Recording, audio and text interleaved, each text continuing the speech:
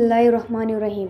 एक मुशरिक कहने लगा, आप इसी तरह खाना खाते हैं जिस तरह हम खाते हैं, इसी तरह बाज़ारों में चलते हैं जिस तरह हम चलते हैं, हमारी तरह ही ज़िंदगी की ज़रूरियात को पूरा करते हैं। लिहाजा आपको क्या हक़ है कि नबी कहकर ख़ुद को नुमाया करें, और ये कि आपके साथ कोई फ़रिश्ता क्यों नहीं उतरा जो आपकी तस्दीक करता। इस पर अल्लाह ताला ने सूरह फुरक़ान की आयत 7 नाज़िल फरमाई।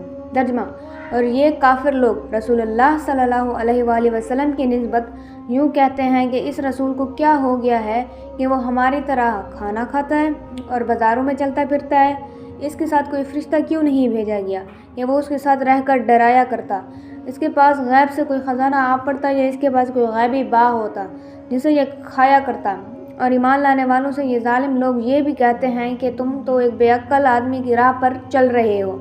फिर जब उन्होंने ये कहा कि अल्लाह ताला की ज़ात इससे बहुत बुलंद है कि वो हम ही में से एक बंदे को रसूल बनाकर भेजे, तो उस पर अल्लाह ताला ने सूरह यूनुस की आयत नाज़िल फरमाई।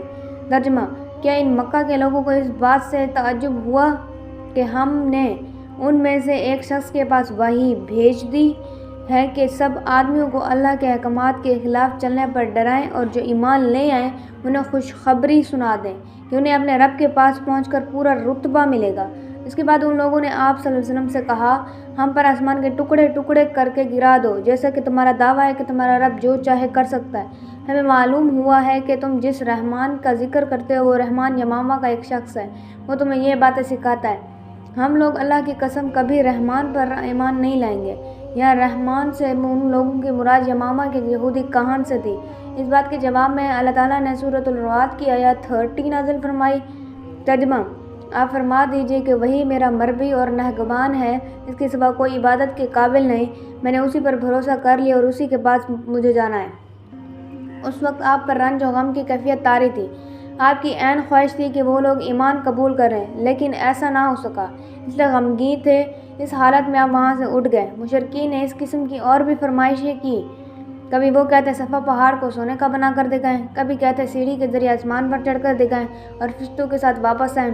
उनकी तमाम बातों के जवाब में अल्लाह ताला ने हज़रत जिब्रील अलैहिस्सलाम को आपके खिदमत में भेजा। उन्होंने आकर कहा, ए मोहम्मद सल्लल्लाहु अलैहि वसल्लम, अल्लाह ताला आपको सलाम फरमाते हैं और फरमाते हैं कि अगर आप चाहें तो सफ़ा पहाड़ को सोने का बना दिया जाए, इसी तरह उनके जो मुतालबात हैं उनको भी पूरा कर दिया जाए। लेकिन इसके बाद भी अगर ये लोग ईमान ना लाए तो फिर साबका कौमों की तरह इन पर हौलनाक अजाब नाजिल होगा, ऐसा अजाब कि आज तक किसी कौम पर नाजिल नहीं हुआ होगा। अगर आप ऐसा नहीं चाहते तो इन पर रहमत और तौबा का दरवाज़ा खुला रखूँगा। ये सुनकर आपने अर्ज़ किया, बारी ताला आप अपनी रहमत और तौबा का दरवाज़ा खुला रखें। दरअसल आप जानते थे कि कुरैश के ये मुतालबात जहालत की बुनियाद पर है, क्योंकि ये लोग रसूलों को भेजने की हिकमत को नहीं जानते थे। रसूलों का भेजा जाना तो दरअसल मखलूक का इम्तिहान होता है ताकि वो रसूलों की तस्दीक करें और रब ताला की इबादत करें। अगर अल्लाह ताला दरमियान से सारे पर्दे हटा दे और सब लोग आँखों से सब कुछ देख लें तो फिर तो अम्बिया और रसूल को भेजने की ज़रूरत ही बाकी नहीं रहती और गैब पर ईमान लाने का कोई मायने ही नहीं रहता। मक्का के मुशरिकीन ने 2 यहूदी आलमों के पास अपने आदमी भेजे। ये यहूदी आलम मदीना में रहते थे। दोनों कासदों ने यहूदी आलमों से मुलाकात की और उनसे कहा, हम आपके पास अपना एक मामला लेकर आए हैं। हम लोगों में एक यतीम लड़का है, उसका दावा है कि वो अल्लाह का रसूल है। ये सुनकर यहूदी आलम बोले, हमें उसका हुलिया बताओ। कासदों ने नबी करीम सल्लल्लाहु अलैहि वसल्लम का हुलिया बता दिया। तब उन्होंने पूछा, तुम लोगों में से किन लोगों ने उनकी पैरवी की है? उन्होंने जवाब दिया, कम दर्जे के लोगों ने। अब उन्होंने कहा, तुम जाकर उनसे 3 सवाल करो। अगर उन्होंने उन 3 सवालात के जवाब दे दिए तो वो अल्लाह ताला के नबी हैं। अगर जवाब ना दे सके तो फिर समझ लेना वो कोई झूठा शख्स है।